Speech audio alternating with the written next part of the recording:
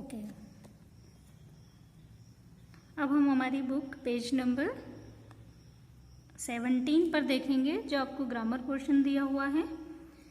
तो जैसा मैंने आपको बोर्ड पर बताया था, यहाँ पर एक रंजीत है, एक अदिति है। तो रंजीत और अदिति जब आपस में मिलते हैं, जब हम तो बात करते हैं, क्या बोलते हैं वे? रंजीत कहता है my friend likes mangoes. Ranjit बताता है कि मेरा एक फ्रेंड है, उसे क्या पसंद है? मैंगोज पसंद है। एंड अदिति क्या बोलती है? Two of my friends like bananas. तो अदिति ने कहा मेरे 2 फ्रेंड्स हैं, वो क्या पसंद करते हैं? बनानास पसंद करते हैं। और रंजीत ने कहा माई फ्रेंड लाइक्स मैंगोज, मेरा एक दोस्त है, वह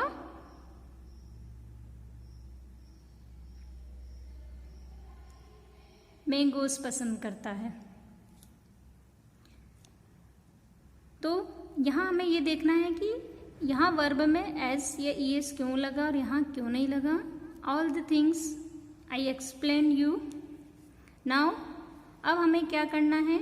हमें आगे ये देखना है कि ऐसा क्यों हुआ। तो ये हम और सेंटेंस से अच्छे से समझेंगे कि कब एस या ई एस लगता है और कब नहीं लगता है। तो हमें क्या ध्यान रखना है? ऐसा क्यों हुआ, ऐसे ई एस क्यों लगा? It is because when a subject is in singular form, मतलब जब सब्जेक्ट सिंगुलर होगा, कोई अकेला होगा, तब हमें वर्ड में एस या ई एस लगाना है। अदरवाइज, और जब सब्जेक्ट प्लूरल होगा, we do not add S और ई एस, तब हमें वर्ब में एस या ई एस नहीं लगाना है।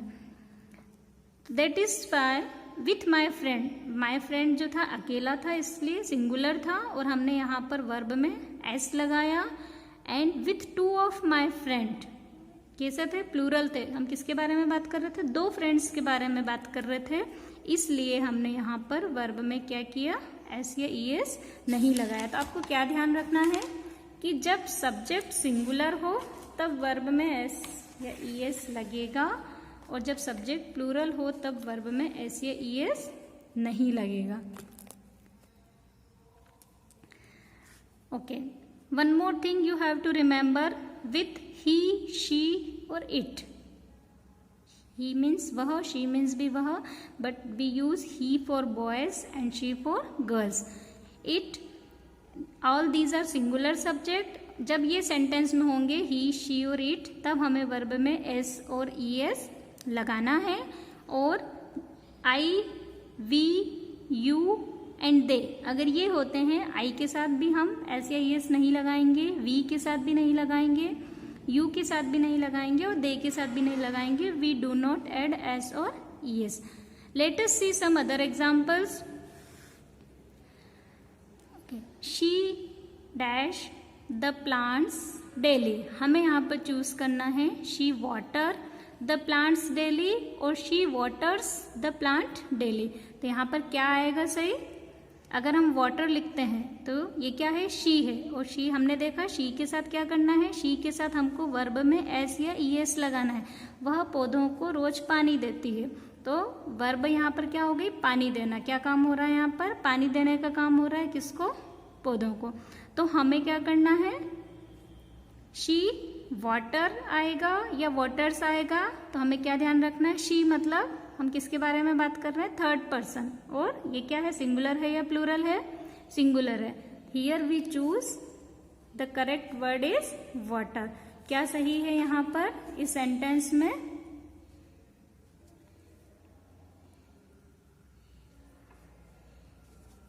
She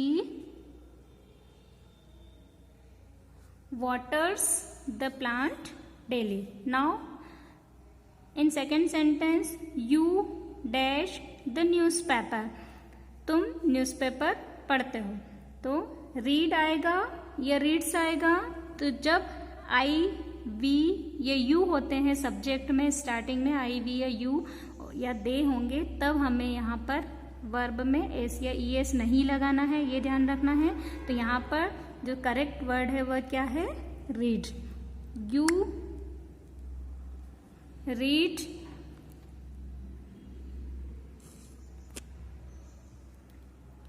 the newspaper.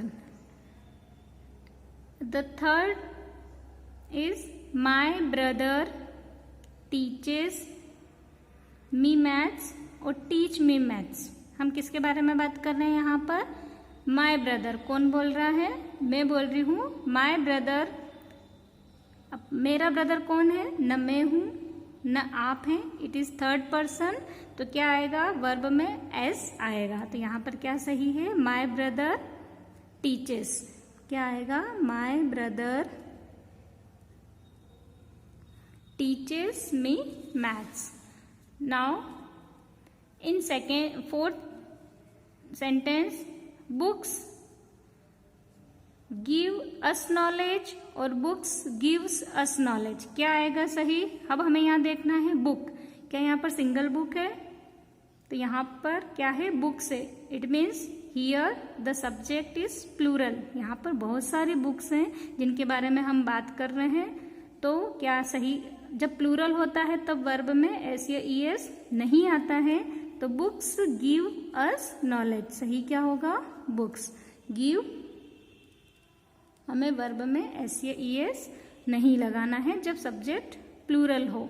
तो इसी टाइप से हम हमारी बुक के अंदर जो एक्सरसाइज दी हुई है उसको हम फील करेंगे. ये आपको एक बार करके देखना है. In our next video I will do remaining exercise. Okay. इनको अगर इनमें से आपको कोई चीज़ नहीं समझ में आई हो तो आप एक बार इन्फॉर्म करना. जो वीडियो समझ में नहीं आता है उसको आप बताएं. ठीक है.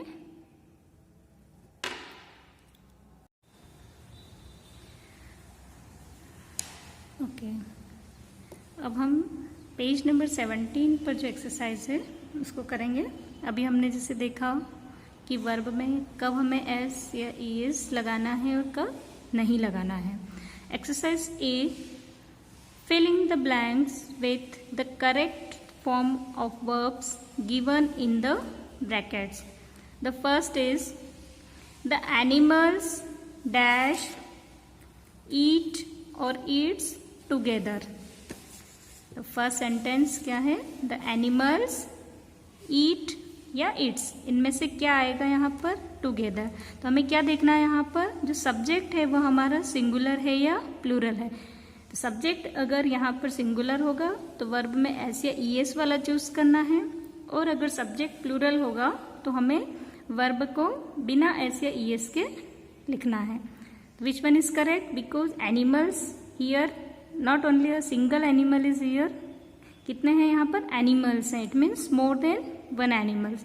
सो क्या आएगा यहाँ पर? The animals eat. What is the correct option? Animals eat together. The second sentence is the princess dash live or lives in a palace. Means जो princess means राजकुमारी जो है वह palace means महल, महल में रहती है. तो live आएगा या lives आएगा. Here we see the subject the princess means only one princess is there. तो वर्ब में एस या ई एस वाला हमें चूज करना है. Which one is correct? Lives. The princess lives in a palace. राजकुमारी जो है वह महल में रहती है. The third, the clown make और makes people laugh. Clown means होता है जैसा जोकर होता है ना, सबको हंसाने वाला. द क्लाउन, यहाँ पर भी देखें हम, द क्लोन जो है वह थर्ड पर्सन है और कैसा है? सिंगुलर है. तो जो सिंगुलर होगा उसके साथ क्या आएगा? वर्ब में एस या ई एस. तो हमें क्या चूज करना है यहाँ पर? मैक्स. क्लोन जो होता है, the clone max people laugh. The fourth, the teacher teaches और टीच वेल. टीचर जो है हमें, शिक्षक जो है वह हमें टीचेस वेल, अच्छे से पढ़ाते हैं, पढ़ाता है. तो टीचर्स आएगा या टीच आएगा. तो हमें यहाँ ये देखना है कि टीचर जो है वह अकेला है या बहुत सारे हैं. तो क्या है यहाँ पर? The teacher. It means a single person is there. So which option is correct? The teacher teachers. क्या सही है यहाँ पर? Teachers. well. The fifth sentence is she dash dance or dances gracefully. She means it is for girls. वह dance gracefully करती है, मतलब बहुत मोहक डांस करती हैं. तो क्या आएगा यहाँ पर? She is the third person, so what is the correct option? Dances. She dances gracefully. The sixth sentence, all the students watch or watches the cricket match. सारे स्टूडेंट्स जो हैं वे क्या करते हैं? क्रिकेट मैच देखते हैं. तो all the students, here the subject is plural, so क्या आएगा? वर्ब में हमें वो वर्ब चूज करनी है जिसमें एस या ईएस नहीं हो. तो what is the correct answer? The teacher all the students watch the cricket match. Okay, now exercise B, read the table given on the next page. Now write in complete sentence what Akriti and Nikhil do. Use the correct form of verb in the colored box. One exercise is given to you. Exercise B, according to above examples, आपको ये exercise जो है अपनी notebook में complete करनी है. ये आपका होमवर्क है, इसको आपको खुद को करना है. ये आपका HW है, ठीक है. Here the exercise B is your HW. इसको आपको करना है. देखिए क्या करेंगे आप. यहाँ आपको सब्जेक्ट दिया है. First column is of subject, second column जो है वह वर्ब का है, और थर्ड कॉलम जो है आपका प्रेडिकेटिव है. तो ये आपको मेनली ये चीज़ देखनी है कि यहाँ पर क्या आएगा. ठीक है. आकृति जो है सिंगल पर्सन है, थर्ड पर्सन है, तो इसके साथ विजिट आएगा, विजिट्स आएगा. ऐसे करके आपको पूरा सेंटेंस बनाना है. आकृति, जैसे एक मैं आपको करवाती हूँ. आकृति, इन दोनों में से विजिट और विजिट्स ग्रैंडपा सैटरडे. सैटरडे के दिन आकृति ने अपने ग्रैंडपा को विजिट किया, उनको मिलने गई. ठीक है. तो अपने ग्रैंडपा से मिली. तो क्या आएगा? आकृति जो है वह क्या है? सिंगुलर है, थर्ड पर्सन है, इसलिए विजिट्स आएगा. सही आंसर क्या होगा? आकृति विजिट्स ग्रैंडपा सैटरडे. इस पूरे सेंटेंस को आपको यहाँ पर लिखना है. ऐसे ही आप दूसरा वाला भी करेंगे एंड थर्ड वाला भी करेंगे. Clear? Now can and can not, या हम इसको रीड करते हैं कांट. ठीक है. CAN ऊपर ये जो अपॉस्ट्रोफी लगा है इसका मीनिंग है कैन नॉट. इस हम बोलते हैं जैसे I can do this work, मैं इस काम को कर सकती हूँ. I can sing a song, मैं गाना गा सकती हूँ. आई कैन डांस, मैं डांस कर सकती हूँ. आई कैन ईट, मैं खाना खा सकती हूँ. ठीक है. आई कैन नॉट फ्लाई, मैं उड़ नहीं सकती. ठीक. तो इस टाइप से हमें यहाँ पर फील करना है. कैन मीन्स जब किसी काम को हम कर सकते हैं तब वहाँ हम वर्ड लगाते हैं कैन, और जिस काम को हम नहीं कर सकते वहाँ हम वर्ड यूज करते हैं can not. Now read this sentences. I can swim but I can't drive. I can swim मतलब स्विम मीन्स होता है तैरना. तो मैं तैर सकती हूँ, बट लेकिन आई कांट ड्राइव, मैं ड्राइव नहीं कर सकती, मतलब मुझे गाड़ी चलाना नहीं आती. तो I can't drive. When we are able to do something, जब हम कोई काम कर सकते हैं. When we are able to do something we use the word can. हम कौन सा वर्ड यूज करते हैं उस तब? कैन. जब हम कोई काम कर सकते हैं तब हम लिखते हैं can. When we are not able to do something, जब हम कोई काम नहीं कर सकते हैं we use the word cannot. हम कौन सा वर्ड यूज करते हैं? Cannot. Okay. Exercise A, look at the pictures and complete the sentences using can और कैन नॉट। आपको इस पिक्चर्स को देखना है और फिलिंग द ब्लैंक्स यहाँ पर आपको फील करना है, कैन आएगा या कैन नॉट आएगा। Here the picture given is of fish. Fish क्या बोल रही है, हम क्या सेंटेंस देख रहे हैं, अ फिश स्विम। तो क्या फिश तैर सकती है या नहीं तैर सकती है। फिश हम सब लोगों ने देखी है, फिश कहाँ रहती है, पानी में रहती है। इसका मतलब फिश जो है वह तैर सकती है। तो यहाँ पर क्या आएगा, a fish can swim but it dash run. मतलब रन मीन्स होता है दौड़ना। तो फिश जो है वह तैर सकती है, fish can swim but it can not run और it can't run. The second, an elephant fly. क्या एलिफेंट उड़ सकता है, तो हम सबने हाथी को देखा है, एलिफेंट जो है वो फ्लाई नहीं कर सकता, इसलिए क्या आएगा, an elephant can't fly but it walk.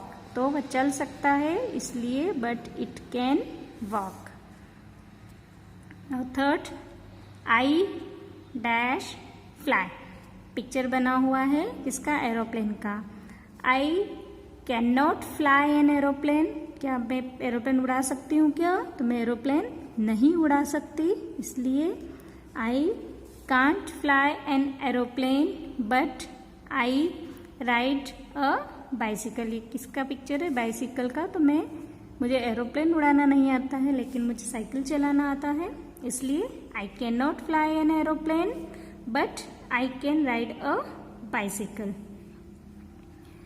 Okay, now next exercise, learn new words, reading and writing skill.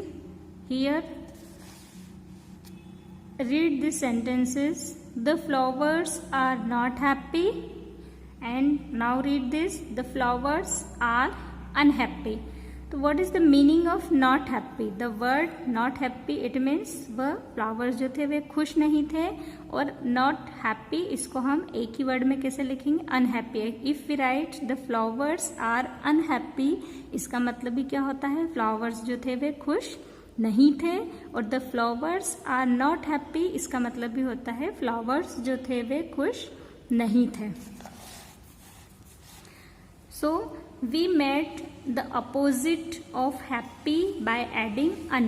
किसी भी वर्ड के आगे, मीन्स कोई वर्ड अगर है और अगर उसके आगे हम अन लगाते हैं तो वह उसका अपोजिट वर्ड बनता है। लेकिन ऐसा हम सारे वर्ड्स के साथ नहीं कर सकते कि हम सभी वर्ड के साथ अन लगा देंगे तो वो अपोजिट हो जाएंगे। कुछ वर्ड्स ऐसे होते हैं जिनके आगे अगर हम यू एन अन लगा देते हैं तो उसका अपोजिट मीनिंग निकलता है। For example, filling the blanks with the opposites of the words in red. Hint is given to you.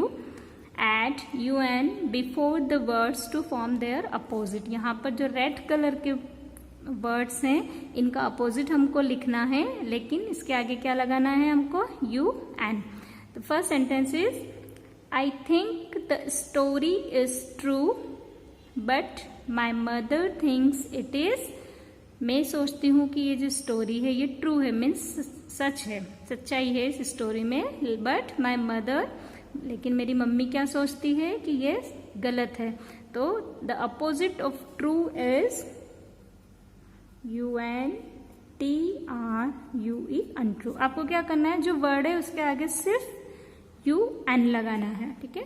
Now the second is, Sonu is comfortable on the sofa. Sonu जो है वह कंफर्टेबल है कहाँ पर, सोफे पे, ठीक है।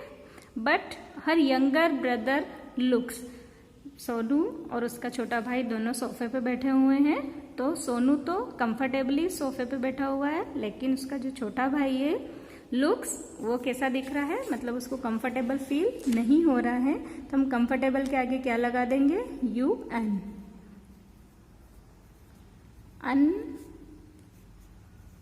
comfortable. Clear? Now the third, the room is very tidy. Do not throw things and make it untidy. Tidy means बिखरा हुआ, जो रूम है वो सभी दूर से ऐसा बिखरा हुआ है, डू नॉट थ्रो थिंग्स मतलब चीज़ों को फेंको नहीं इधर उधर, एंड मेक इट अनटाइडी और उसको क्या कर दें हम लोग, व्यवस्थित कर दें, अनटाइडी।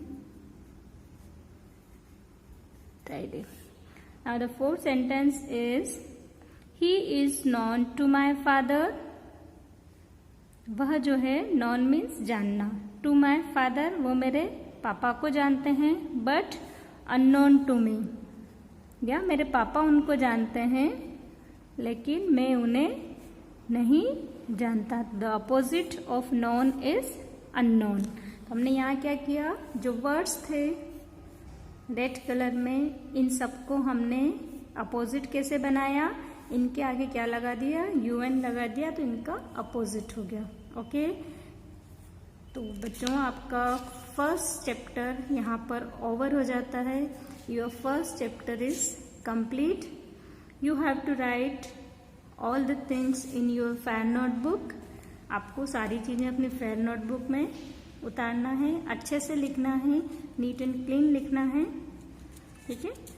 अब नेक्स्ट चैप्टर हम लोग अगली बार जब हमारी क्लास होगी तो हम लोग पढ़ेंगे द फनी शर्ट। बहुत इंटरेस्टिंग चैप्टर है ये भी आपका। Okay, thank you.